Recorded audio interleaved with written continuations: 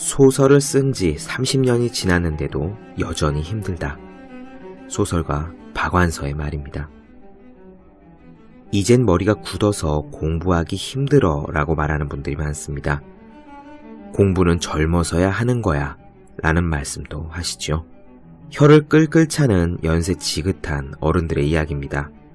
저는 그런 말을 들으며 고개를 갸우뚱거립니다. 언제는 공부가 쉬웠던 적이 있었나요? 공부에 때가 있다는 말은 맞습니다. 경제적 여건이나 가정 환경으로 인해 공부하기에 좋은 시기가 있는 것은 사실입니다. 체력도 젊은 시절이 낫긴 낫습니다. 하지만 그 말이 곧 공부하기에 쉬운 시절이 있다는 뜻은 아닙니다. 철가루가 자석에 붙듯 책 속의 활자가 저절로 날아와 착착 외워지던 시기는 결코 없었습니다. 투투 구문을 처음 공부하던 시절에도 영어는 어려웠습니다. 국민의 4대 의무는 헌법소원의 청구 요건만큼 헷갈렸습니다. 기억을 떠올려 보세요. 소거법으로 연립 1차 방정식을 풀 때 과연 쉽게 이해했었는지 말입니다. 저는 1차 함수를 처음 배울 때 x절편, y절편이라는 용어 때문에 아주 애를 먹었습니다. 절편이 도대체 무슨 의미인지 너무도 낯설었기 때문입니다. 공부는 언제 해도 힘든 것이 맞습니다. 모르고 있던 것을 매번 새로 알아가는 것이 공부인데 어찌 쉬울 리가 있겠습니까? 불평해봐야 소용없습니다. 그러므로 불평하는 그 마음부터 내려놓기를 바랍니다. 365 공부 비타민, 언제는 공부가 쉬웠던 적이 있었나 의 한 대목으로 시작합니다. 네, 안녕하세요. 본격 공부자극 팟캐스트 서울대는 어떻게 공부하는가 한지우입니다. 오늘은 허삼관 매혈기의 작가 위화에 대한 이야기를 나눠드릴까 합니다. 여러분들 허삼관 매혈기 읽어보셨나요? 우리나라에서는 영화배우 하정우가 허삼관이라는 제목의 영화로 또 주연해서 스크린에서 만나본 적이 있죠. 이 허삼관 매혈기는요, 굉장히 재밌는 책입니다. 기본적으로 재미있고 위트가 넘치고요. 그런데 그럼에도 불구하고 아주 슬프고 비참한 현실을 그린 소설이기도 합니다. 매혈기라는 말 자체가 매혈, 혈을 판다는 뜻이거든요. 가난하고 먹고 살기 힘든 허삼관이 어떻게 피를 팔 수밖에 없었는가에 대한 이야기가 허삼관 매혈기가 되겠습니다. 저는 이 위화 작가를 무척 좋아하는데요. 위화는 허삼관 매혈기 말고도 저 유명한 인생이라는 소설을 쓰기도 했었어요. 장예모 감독, 공리가 주연을 맡은 영화 인생이 바로 이 소설을 스크린으로 옮긴 그런 작품이 되겠습니다. 작가 위화는 기본적으로 고달픈 민중의 삶을 담담하고 아주 유머러스하게 그려내는데 엄청난 재능이 있는 분인데, 단지 웃기는 것에 끝난 것이 아니라 그 기본적으로는 굳건한 저항의식도 역시 가지고 있는 분이거든요. 그런데 제가 이 작가 위화를 좋아하는 이유는 또 한 가지가 있습니다. 이분은요, 중국을 대표하는 세계적인 소설가가 되신 분이지만 전공은 문학이나 문예 창작이 아닙니다. 소설 쓰는 공부, 아니 글 쓰는 공부조차 제대로 해보신 적이 없고요. 원래 직업은 치과 의사였습니다. 그렇다고 해서 우리가 지금 생각하는 그 신랑감 1순위인 그 치과 의사가 아니에요. 더 정확히 얘기하자면은 발치사, 이빨 뽑는 사람이 되겠습니다. 글쓰기를 전문적으로 배우지 않았음에도, 그리고 다른 일을 하다가 뒤늦게 글쓰기의 세계에 뛰어들어서 부지런히 노력한 결과 글쓰기에서 일가를 이룬 작가가 되신 그런 분들에게 무척 흥미가 갑니다. 제가 몇 번이나 말씀드린 무라카미 하루키도 사실 글쓰기 전공이 아니고 원래 직업은 재즈바의 사장이었었잖아요. 우리나라에서도 인기가 많은 추리소설가 미야베 미유키의 대표작은 화차가 있는데, 그분도 역시 원래 직업은 속기사였습니다. 고등학교를 졸업하고 속기사로 일하다가 법률사무소에 들어가서 타자를 옮겨치는 일을 했는데 거기 일이 좀 널널했나 봐요. 그래서 집중적으로 미스테리 소설을 읽다가 글쓰기에 눈이 떴다고 했습니다. 역시 또 한 명의 일본 작가 히가시노 게이고, 우리나라에서도 많이 사랑받는 분이죠. 아주 장기간 책 일간 검색어 베스트 10 안에 들어있는 나미야 잡화점의 기적을 쓸 분인데, 이분은 전공이요, 공학입니다. 공대생이에요. 전기공학과를 나와서 관련 분야에서 평범한 회사원으로 일하다가 주경야독하는 식으로 글을 써서 어마어마한 인기 작가가 되신 분입니다. 오늘은 위화의 이야기를 나눠드릴게요. 위화가 쓴 산문집 사람의 목소리는 빛보다 멀리 간다에서요, 글쓰기에 대해서 고백한 부분입니다. 위화가 어떤 삶을 살았는지, 그리고 그 당시는 어떤 사회였는지에 대해서 좀 엿볼 수 있는 부분이기도 하고요.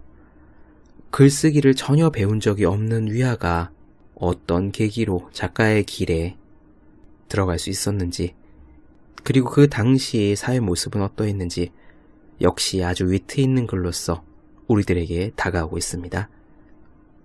지금 바로 시작하도록 할게요. 30년 전에 나는 중국 남부의 작은 마을 병원에서 치과 의사로 일하고 있었다. 손에 강철로 된 집게를 들고 매일 8시간씩 사람들의 치아를 뽑았다. 나는 하루 종일 남들이 입을 벌리고 있는 모습을 바라보아야 했다. 그곳은 이 세상에서 가장 볼 것이 없는 공간이었다. 나는 이런 일을 무려 5년 동안이나 했고, 직접 뽑은 치아도 1만 개가 넘었다. 내 나이 20살이 간 넘었을 때였다. 오후 휴식 시간이 되면 항상 거리가 내려다 보이는 병원 창가에 서서 눈 아래 펼쳐지는 소란스러운 거리의 풍경을 바라보며 두려움에 떨었다. 내가 이 자리에 평생을 서 있을 수 있을까 하고. 바로 그 순간에 나는 소설을 쓰기 시작했다. 창가에 서면 항상 현 문화관에서 일하는 사람들이 할 일이 없어 한가하게 거리를 오가는 모습을 볼 수 있었다. 나는 그들이 몹시 부러웠다. 한 번은 문화관에서 일하는 어떤 사람에게 물어보았다. 왜 일을 안 하세요? 그가 대답했다. 우리에겐 이렇게 거리를 이리저리 왔다 갔다 하는 게 바로 일이야. 나는 마음속으로 그런 일이라면 나도 좋아한다고 생각했다. 나의 가장 큰 바람은 현 문화관에 들어가 일하는 것이었다. 큰 길을 한가하게 오가면서 빈둥빈둥 노는 것이 일이라니. 이렇게 아름다운 직업은 문화관 말고는 아마도 천당에나 가야 있을 거라는 생각이 들었다. 당시 중국에서는 개인에게 자신의 직업을 선택할 권리가 주어지지 않았다. 직업은 전부 국가가 분배해 주었다. 고등학교를 졸업했을 때 국가는 내게 치과 의사라는 직업을 분배해 주었다. 내가 치과 의사라는 직업을 포기하고 문화관에 가서 한가하게 빈둥대는 일을 하려면 역시 국가의 허락을 받아야 했다. 게다가 먼저 자신이 문화관에 들어갈 자격을 갖추고 있다는 것을 증명해야 했다. 일반적으로 문화관으로 들어가는 앞날이 아름다운 길에는 3종류가 있었다. 그 가운데 하나는 작곡이고, 둘째는 회화, 그리고 나머지 하나가 글쓰기였다. 나로 말하자면 작곡이나 회화는 둘 다 처음부터 새로 시작해야 했다. 나는 뭔가를 배우는 데는 영 젬병이었다. 고등학교를 다닐 때는 수업 시작을 알리는 종소리와 끝을 알리는 종소리를 구별하지 못했다. 당시 나는 아는 한자도 그리 많지 않았다. 하지만 글쓰기에는 여전히 문제가 없었다. 여러 해가 지나 중국의 비평가들은 나의 언어 서술이 매우 간결하다고 칭찬하곤 했다. 그럴 때면 나는 이렇게 말했다. 그것은 내가 아는 한자가 많지 않기 때문입니다. 나중에 나의 작품이 영어로 번역 출판되자 미국의 한 문학 교수는 영어로 번역된 나의 언어가 마치 해밍웨이의 언어 같다고 말했다. 나는 내 농담을 미국으로 수출하여 이 교수에게 이렇게 말했다. 해밍웨이도 아는 영어 단어가 그리 많지 않았나 보군요. 농담이긴 하지만 나름대로 일리 있는 말이었다. 인생은 종종 이렇다. 때로는 단점에서 출발한 것이 갈수록 장점이 되기도 하고, 때로는 장점에서 출발한 것이 갈수록 단점이 되기도 한다. 마오쩌둥의 말을 빌리자면 좋은 일이 변해 나쁜 일이 되고 나쁜 일이 변해 좋은 일이 된다라고 할 수 있다. 22살 무렵 나는 한편으론 사람들의 일을 뽑으면서 한편으로는 글쓰기를 시작했다. 일을 뽑는 것은 생계를 위해서였고, 글쓰기는 나중에 더 이상 일을 뽑지 않기 위해서였다. 맨 처음에는 글을 한자 쓰는 것이 치아를 하나 뽑는 것보다 더 힘들었다. 하지만 천국 같은 문화관에 들어가기 위해서는 나 자신을 채찍질하며 계속 써나가는 수밖에 없었다. 당시 나는 아직 젊었기 때문에 나의 엉덩이와 의자 사이에 깊고 두터운 우호관계를 쌓는 것이 결코 쉬운 일이 아니었다. 주말만 되면 창밖의 햇빛이 너무나 밝고 아름다워 보였고 새들은 마음껏 날아다녔으며 도처에 아가씨들의 웃음소리가 울려 퍼졌다.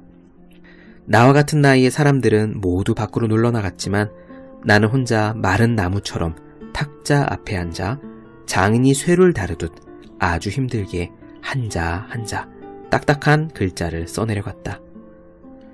나중에 젊은이들이 종종 내게 묻곤 했다. 어떻게 해서 유명한 작가가 될 수 있었나요? 나의 대답은 하나다. 바로 글쓰기 덕분이었다. 글쓰기는 경험과 같다. 혼자서 무언가 경험해보지 않으면 자신의 인생을 이해할 수 없다. 마찬가지로 직접 써보지 않으면 자신이 무엇을 쓸 수 있는지 알지 못한다. 작은 마을의 치과 의사였던 나는 잘 아는 문학 잡지 편집자가 한 명도 없었다. 아는 것이라고는 잡지사 주소뿐이었다.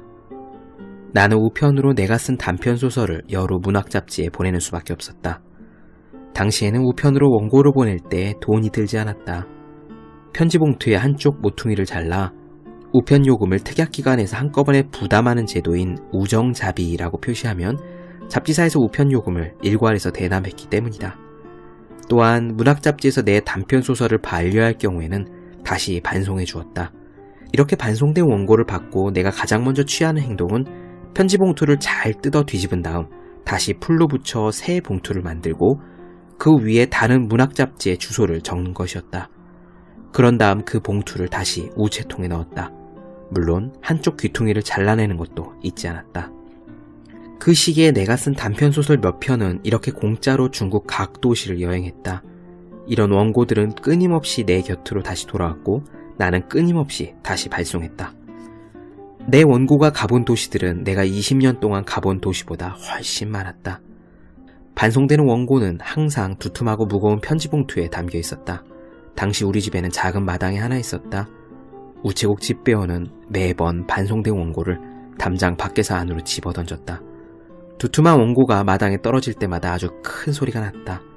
집안에 앉아 계시던 아버지는 봉투가 마당에 떨어질 때면 몸을 일으켜 마당에 나가지 않고도 날아 들어온 것이 무엇인지 알 수 있었다. 아버지는 내 이름을 부르시면서 큰 소리로 말씀하셨다. 원고 돌아왔다. 그랬던 내 운명을 바꿔놓은 것은 1983년 11월에 걸려온 한 통의 전화였다. 내가 살던 마을이 막 겨울로 접어들 무렵이었다. 이날 오후 퇴근 시간이 다가올 때쯤 아주 먼 곳에서 걸려온 전화가 나를 찾았다. 당시 우리 병원에는 전화가 한 대밖에 없었고 그것도 1층에 있는 등기실 안에 놓여 있었다. 손으로 돌려 교환수를 통해 연결되는 전화였다.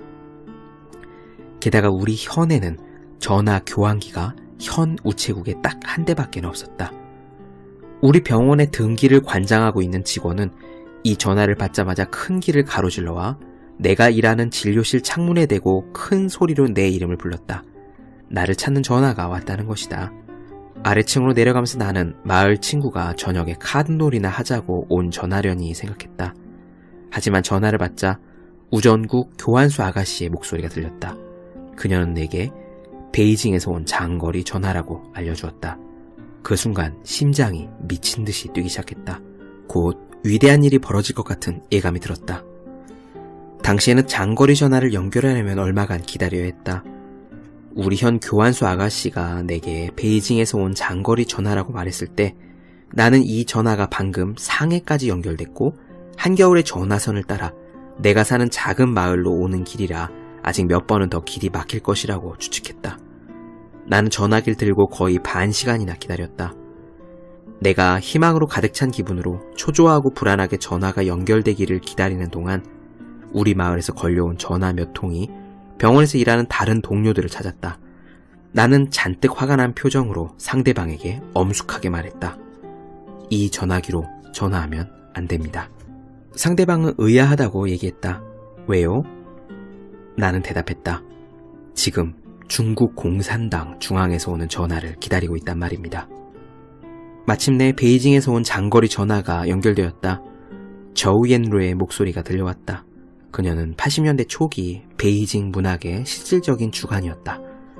저우옌루가 전화로 건넨 첫 마디는 아침에 출근하자마자 이 장거리 전화를 걸기 시작해서 곧 퇴근할 시간이 되어서야 연결되었다는 것이었다.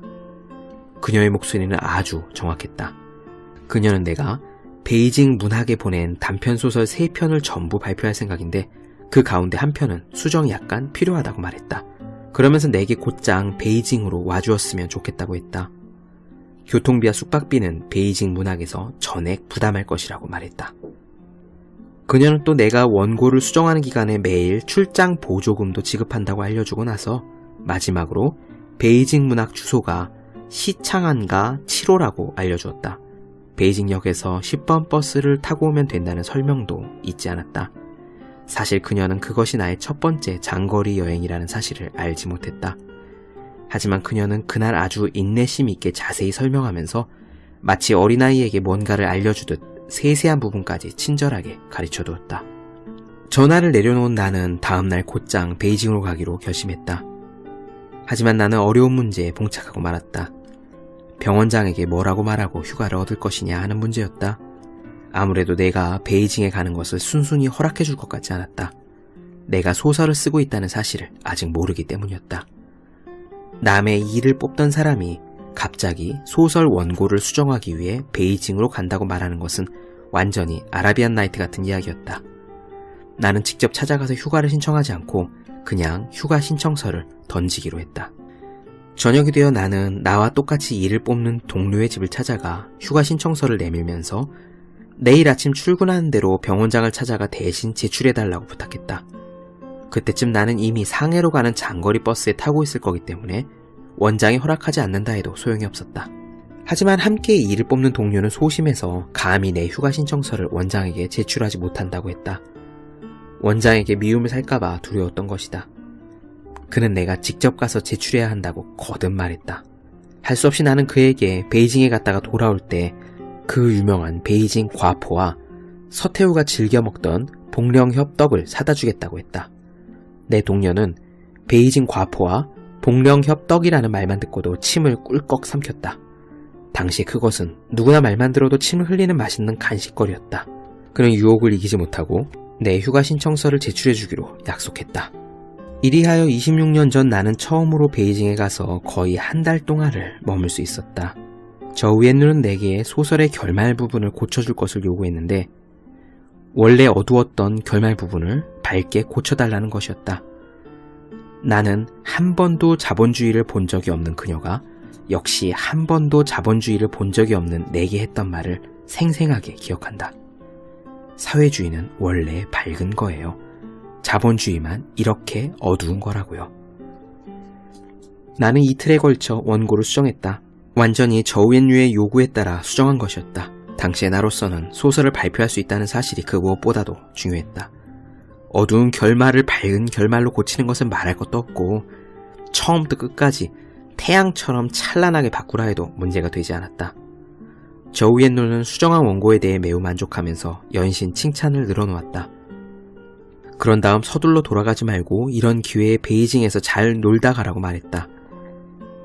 나는 이것이 아주 얻기 힘든 기회라고 생각하고 겨울을 맞은 베이징의 찬 바람을 맞으며 혼자서 여기저기를 돌아다녔다. 한 달쯤 지나서 나는 실컷 돌아다닌 뒤에 내 작품의 편집을 맡은 왕제에게 가볼 만한 데가 또 어디냐고 물었다. 왕제가 알려주는 곳은 하나같이 이미 내가 가본 곳들이었다. 그제서야 왕제가 웃으면서 말했다. 이제 집으로 돌아갈 때가 된 것 같네요. 왕제는 나를 위해 역에 가서 기차표를 사다 주었다. 그런 다음 테이블 앞에 앉아 펜을 들더니 나를 위해 계산을 해주었다. 계산을 마친 그녀는 회계부서로 가서 나를 위해 돈을 받아주었다. 나는 원고를 수정한 이틀에 대해서만 보조금이 지급된 것이 아니라 베이징 곳곳을 놀며 돌아다닌 것에 대해서도 보조금이 지급된 것을 알게 되었다. 남행열차에 올라탔을 때 내 주머니 안에는 70위안이 넘는 돈이 남아있었다. 당시에 나에게는 큰 돈이었다. 염치없게도 나는 내가 이 세상에서 가장 부유한 사람이라는 생각도 들었다. 왕제는 내게 증명서도 한 장 끊어주었다. 내가 베이징 문학 잡지사에 와서 원고를 수정한 것이 틀림없다는 증명서였다. 나는 하이엔으로 돌아와 이 증명이 얼마나 중요한 것인지 알게 되었다. 당시 우리 마을 병원 원장은 나를 보자마자 첫마디에 이렇게 물었기 때문이다. 증명서가 있나? 내가 베이징에서 집으로 돌아온 뒤로 하이엔 전체가 들썩거렸다. 나는 중화인민공화국 역사상 최초로 베이징에 가서 원고를 수정하고 온 하이엔 사람이 되었다. 우리 현 간부들은 나를 천재라고 생각했고 내가 일을 뽑는 인 대신 문화관 일을 해야 한다고 보았다. 이리하여 1년의 복잡한 수속을 거쳐 내 인사이동 서류에 관인 7, 8개가 찍힌 결과 나는 마침내 꿈에도 그리던 문화관에 들어갈 수 있었다. 첫날 문화관으로 출근하면서 문화관 사람들이 하루 종일 대로를 돌아다니며 놀던 일이 생각났다. 그래서 일부러 2시간 늦게 출근했다. 그러나 뜻밖에도 내가 가장 먼저 출근한 사람이었다. 나는 신이 나서 스스로에게 말했다. 이곳으로 오길 정말 잘했어. 이것이 사회주의가 내게 남긴 가장 아름다운 기억이다. 몇 년 전에 한 서양 기자가 내게 물었다. 왜 부유한 치과의사 생활을 포기하고 가난한 글쓰기 생활을 시작했나요? 이 서양 기자는 그때가 중국에서 막 개혁 개방을 시작한 시기이고 도시에서 직장을 갖고 있는 사람들은 무슨 일을 하든 매달 받는 월급이 똑같았다는 사실을 잘 모르고 있었다. 나는 문화관에서 일할 때도 형편없는 가난뱅이였고 치과의사로 일할 때도 형편없는 가난뱅이였다. 다른 점이 있다면 치과의사는 아주 힘든 가난뱅이고 문화관 직원은 아주 행복하고 자유로운 가난뱅이였다는 것이다. 지금의 나는 이미 27년이라는 글쓰기 경력을 갖고 있고 이제는 나는 글쓰기를 사랑한다 라고 말할 수 있다. 누구나 일생을 통틀어 표현하고 싶은 무수한 욕망과 감정을 품게 된다. 하지만 실제 현실과 개인의 이성과 지혜가 이를 억누르고 만다. 그러나 글쓰기의 세계에서는 이렇게 억압된 욕망과 감정을 충분히 표출할 수 있다. 나는 글쓰기가 사람의 심신 건강에 큰 도움이 되고 인생을 더욱더 완전하게 만들어준다고 믿는다. 또는 글쓰기가 사람들에게 두 갈래 인생의 길을 갈 수 있게 해준다고 말할 수도 있다. 하나는 현실의 길이고 다른 하나는 허구의 길이다. 이 두 가지 길은 건강과 질병의 관계와 같아서 하나가 강해지면 다른 하나가 필연적으로 약해진다. 내 현실에서의 삶의 길이 갈수록 평범해지는 것은 허구에서의 내 삶의 길이 갈수록 풍부해진다는 것을 의미한다.